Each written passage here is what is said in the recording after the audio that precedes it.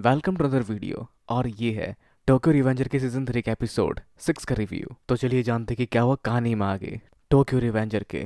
तो कहानी में अब तक किसाकी ने एमा को मार दिया, जिसके बाद वो डिस्कस कर रहा होता है सबको आइजाना कुरोकावा के साथ, जो बात करता है लीडर बनने की खासियत को लेकर। जहाँ लीडर बनने के लिए आपको दिमाग नहीं चाहिए, आपको चाहिए चेहरा।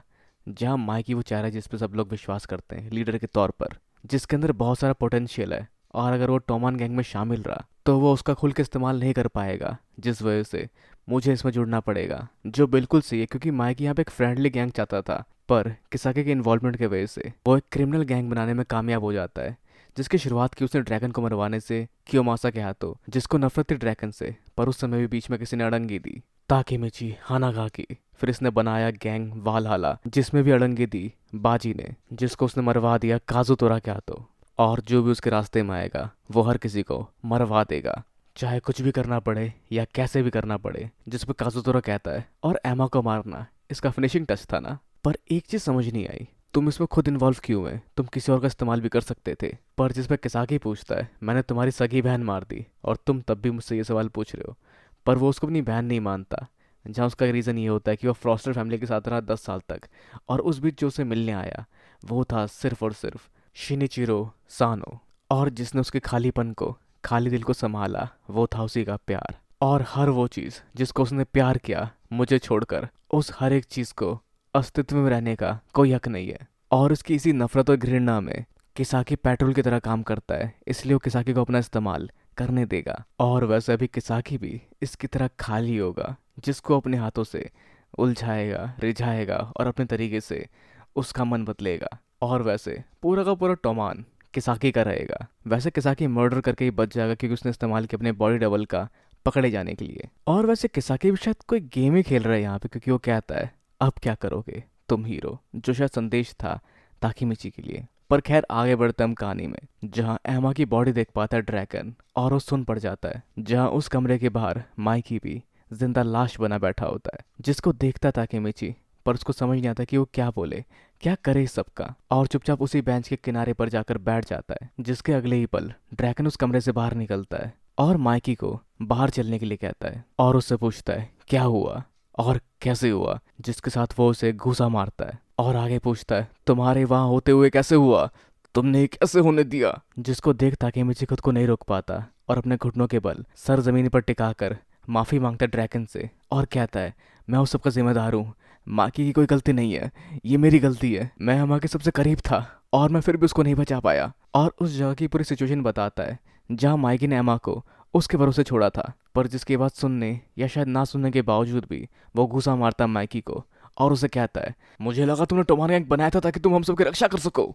और माइकी को और पीटना शुरू करता है, जहाँ ताकेमिची ड्रैगन की कमर पकड़ कर उसे रोकने के लिए कहता है, पर ड्रैगन लगा होता है उसे पीटने में और पुरानी बातें याद करता है कि कैसे उसके बाकी साथी या तो जेल चले गए या मारे गए, माइकी के होते हुए भी। और फिर ताकेमिची को झटक कर कहता है और एमा भी मारी गई, और एक और गुस्सा मारता उसके साथ वो माइकी को, और रोना शुरू कर देता है कि एमा भी मारी गई। जहाँ ताकेमिची को गिरा पड़ा सा कहता है ड्रैगन संभालो खुद को।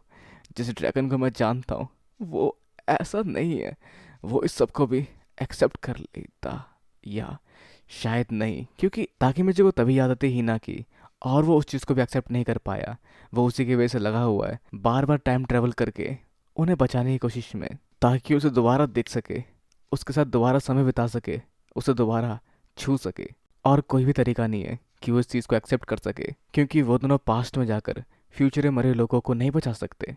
और शायद यही वो पल है जब कुछ नहीं बदल सकता, माइक ही टूट चुका है, वो दोबारा खुद को नहीं संभाल सकता। और आगे वो समझ पाता है कि शायद सब खत्म हो गया, वो अब शायद किसी को नहीं बचा पाएगा। पर खैर तभी हम बढ़ते हैं टोमान गैंग के लोगों की ओर, जो कि खड़े उस जगह पे इंतजार करते हुए माइकी और ड्रैगन के लिए, ताकि शायद वो शुरू कर सके तेंजुको के ऊपर अटैक। पर ना तो माइकी से कांटेक्ट हो पाता है और ना ही ताकेमिची से। पर तभी वहाँ आता है इनोए, और शायद उन्हें आगे का हाल बताता है।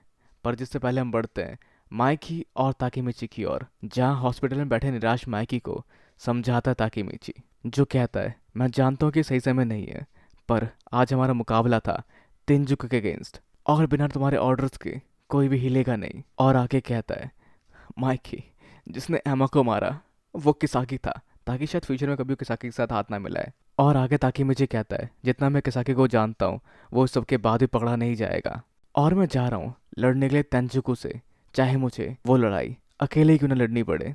और एक गहरी सांस लेते हुए आगे बढ़ता है, ये सोचते हुए कि भले ही मुझे अकेले लड़ना पड़े पर मैं मुकाबले से पीछे नहीं हटूंगा। पर तभी हॉस्पिटल में कोई एंट्री करती है, जो होते ही ना जहाँ वो एमा की लाश देखकर फूट फूट कर रोना शुरू कर देती है, जिसे एक किनारे पर खड़े होकर ताकीमिची देख रहा होता है और उसे खुश करने या उसका ध्यान भटकाने के लिए अपने दोनों अंगूठों पर अलग अलग कैरेक्टर बनाकर उसको खुश करने की कोशिश करता है। पर यह मजाक करने का समय नहीं है जो कहीं ना उसकी तरफ आती है, पर वो भी देखती है कि ताकीमिची की आंखों में भी उदासी है और वो चुप हो जाती है।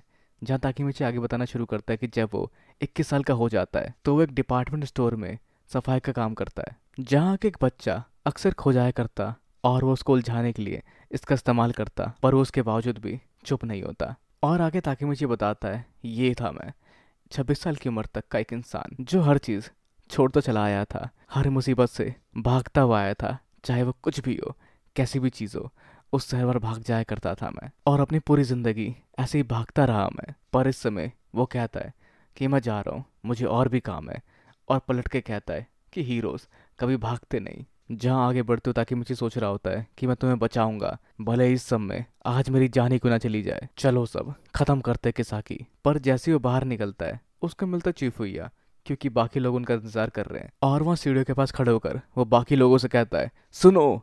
पर बाकी लोग उस पर ध्यान नहीं देते क्योंकि वो एक न्यू भी है और वो लीडर नहीं है उन सबका। पर आगे चीफुइया उन्हें बताता है हमारे लीडर की बहन मारी गई, जिस पर सबका सवाल होता है कि हमारे कैप्टन कैसे हैं। तो चीफुइया बताता है कि वो ठीक है, पर वो फाइट में पार्टिसिपेट नहीं कर पाएंगे, और सेम वाइस कैप्टन भी पार्टिसिपेट नहीं कर पाएंगे। जिस पर बाकी लोग सोचते हैं माइकी और ड्रैगन के बिना हम कैसे लड़ेंगे, तो ये फाइट हमें नहीं करनी चाहिए। जिस पर इनोए भी कहता है एक किंग के बिना जंग किसी भी और नहीं जाती। जहाँ सभी लोग कहते हैं हाँ हमें ये जंग टालनी चाहिए, हमारे बहुत सारे साथी पहले ही जख्मी हो चुके हैं। जिस पर ताकीमिची भी एग्री करता है कि हाँ अगर ऐसा किया तो एक अच्छा चांस हो सकता है हमारे लिए, पर फिर भी टोमान आज ही हमला करेगा तेंजुको पर। जिस पर बाकी लोग कहते हैं कि तुम कौन होते हैं बताने वाले, तुम फर्स्ट जनरेशन के कैप्टन जरूर होगे लेकिन तुम अब भी नए हो, बाजी की जगह लेने की कोशिश मत करो, और अगर तुम लड़ना चाहते हो तो अकेले लड़ो। और सभी इसी तरह की बातें करके वहां से जाने लगते हैं। पर ताकीमिची के हिसाब से अगर उन लोगों ने आज बैक ऑफ किया तो तेंजुको दोबारा हमला करने की कोशिश करेगा तोमान गैंग पर और नए हथकंडे इस्तेमाल करते हुए। तो अगर हमने वैसा किया तब भी हम किसाकी के हिसाब से चलेंगे। और आगे सोचता है वैसे भी उसने अकेले जाने की सोची थी इस जंग में। और आगे फिर चीफिया उससे पूछता है कि तुम क्या सोच रहे हो फिर, जिस पर वो कहता है कि मैं अकेले ही जाऊंगा चाहे जो भी हो जाए। जिस पर चीफिया कहता है अच्छा ठीक है, तो चलो फिर इसे डबल सुसाइड मिशन मान लेते हैं। पर आकुन भी साथ जाने की कहता है और सामने आता है, जहाँ वो कहता है हर बार ऐसा ही हो रहा है, हम सब में से जो भागता नहीं और जो सामना करता है वो ताकीमिची ही है। और साथ ही तैयार हो जाते हैं बाकी ताकीमिची के दोस्त भी।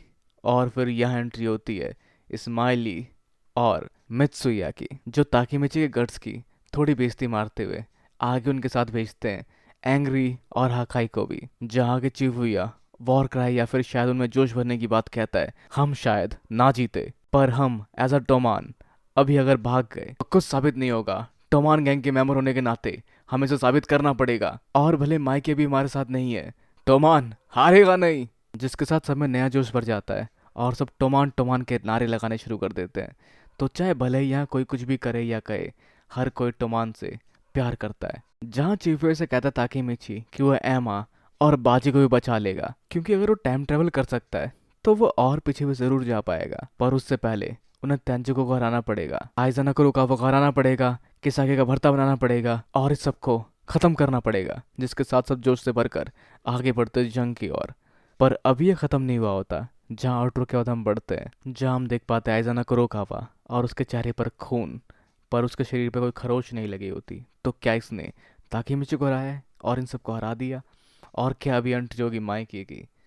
पर जो भी होगा हम जान पाएंगे इसके बारे में इसके नेक्स्ट एपिसोड में, जहाँ अब तक की कहानी काफ़ी हद तक एक जोर पकड़ चुकी है। तो देखते हैं क्या होता है आगे, क्या ताकीमिची एमा और बाजी को भी बचा पाता है। और वैसे अब आपके सोचते हैं अपने विचार में नीचे कमेंट बॉक्स में बताना बिल्कुल ना भूले। वीडियो को लाइक शेयर और चैनल को सब्सक्राइब करना भी बिल्कुल ना भूले। तब तक के लिए मिलते हैं अगली वीडियो में। Sayonara and have a nice day.